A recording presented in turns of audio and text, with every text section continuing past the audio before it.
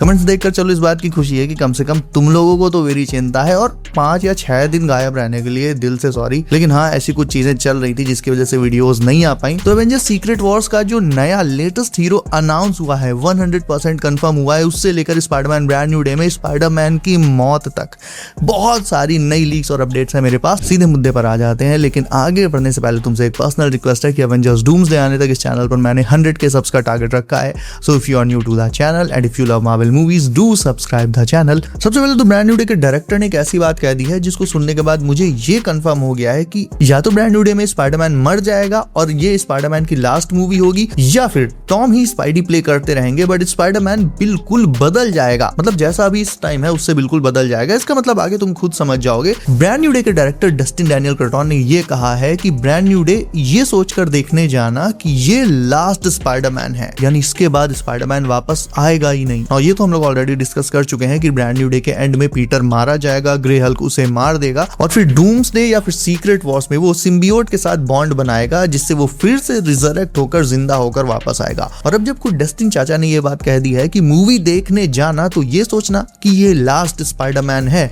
तो इसका क्या मतलब है? मेरे ख्याल से इसका मतलब ये है कि ये फ्रेंडली नेबरहुड स्पाइडरमैन का अंत है। ब्रांड न्यू डे के बाद से टॉम हॉलैंड का स्पाइडरमैन खत्म हो जाएगा और उसकी जगह ले लेगा एक बैड एस और मीन सिम्बियोट सूट स्पाइडरमैन। वो स्पाइडरमैन जो दूसरों की मदद करने से पहले अपने फायदे और नुकसान के बारे में सोचता है, जस्ट लाइक बुली मैगवायर। ऑल्सो अपने ओजी कैप्टन का रिटर्न डूम्सडे के साथ साथ अब सीक्रेट वॉर्स में भी कंफर्म हो गया है। कंफर्म किया किसने? खुद क्रिस इवांस ने। उन्होंने कहा कि वो नेक्स्ट मूवी यानी सीक्रेट वॉर्स पर कुछ ही महीनों में काम शुरू भी करने वाले हैं। वो सीक्रेट वॉर्स में होंगे तो, लेकिन कितनी देर के लिए होंगे ये वो नहीं बता सकते।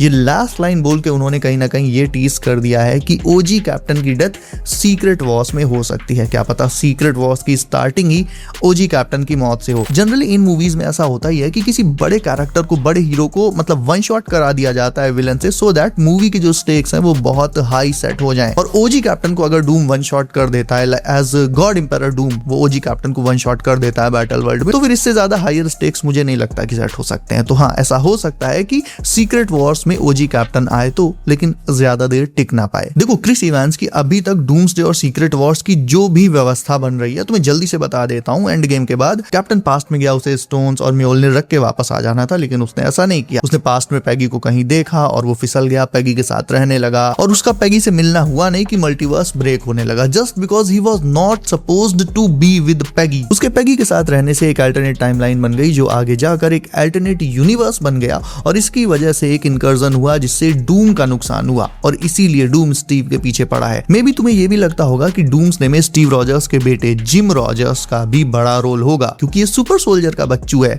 हो सकता है आगे जाकर ये बड़े बड़े काम करे, यंग एवेंजर्स के साथ टीम अप करे, लेकिन ऐसा कुछ नहीं होने वाला है। डूम स्टीव रॉजर्स के सामने उसके बेटे को लैथवेरिया में ही खत्म कर देगा।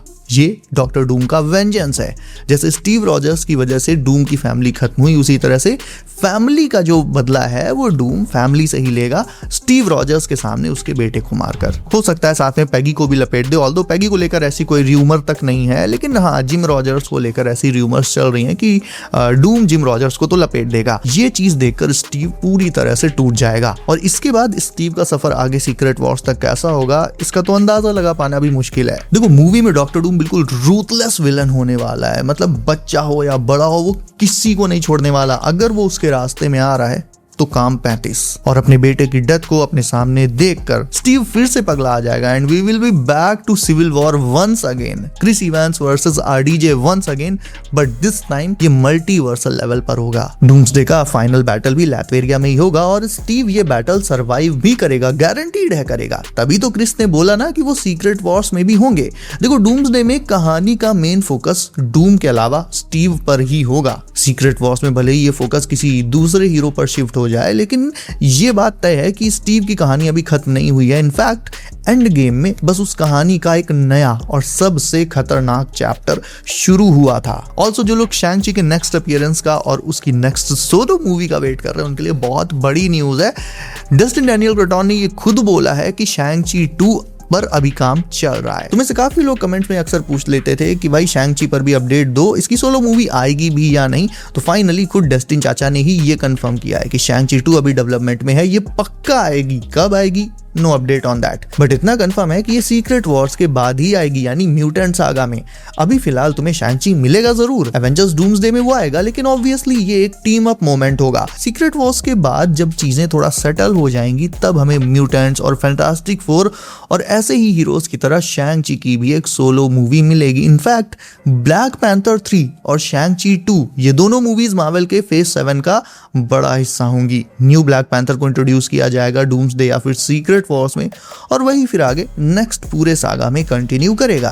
By the way, Avengers doomsday की जो अभी रिसेंट रीशूट्स हुए हैं उनमें स्पाइडरमैन के स्टंट डबल को भी देखा गया है। प्रॉब्लम ये है कि ये नहीं पता चला कि इतनों में से किस स्पाइडरमैन का स्टंट डबल। एंड्रू का तो मेरे ख्याल से नहीं हो सकता है, या तो फिर टोबी मैगवायर का होगा या फिर टॉम हॉलैंड का। कुछ दिन पहले अपने इंस्टा पर मैंने एक वीडियो में तुम्हें दिखाया था कि टॉम हॉलैंड वेम्बले में कुछ शूटिंग कर रहे हैं, और दो ही चीजों के चांसेस थे, या तो वो एवेंजर्स डूम्सडे के अपने सीन की शूटिंग कर रहे होंगे या फिर किसी कॉमर्शियल वगैरह की। और वैसे भी अभी तक टोबी के स्टंट डबल की कोई न्यूज या अपडेट या लीक ऐसा कुछ नहीं आया है सामने, तो मेरे ख्याल से टॉम हॉलैंड का स्टंट डबल हो सकता है। और अगर ये सच में एवेंजर्स डूम्सडे के सीन्स होंगे तो टॉम हॉलैंड का उसमें कोई बहुत बड़ा रोल नहीं होगा, ये सिर्फ एक छोटा सा कैमियो होगा जो डूम्सडे के एंड या फिर पोस्ट क्रेडिट सीन में दिखाया जा सकता है, जिसमें हमें ब्रांड न्यू डे की आफ्टरमैथ दिखाई जा सकती है। यानी लाइक ब्रांड न्यू डे में जब टॉम हॉलैंड का स्पाइडी मर जाएगा तो डूम्सडे में ये दिखाया जा सकता है कि कैसे सिम्बियोट ने टॉम हॉलैंड के स्पाइडी के साथ बॉन्ड बनाकर उसे रिजरेक्ट कर दिया है। एंड उसी सीन में फिर ये टीज किया जाएगा कि symbiote suit Spiderman will return in Avengers secret Wars. And by the way, blade भी सीक्रेट वॉर्स में आ रहा है। एक्चुअल में एवेंजर्स डूम्सडे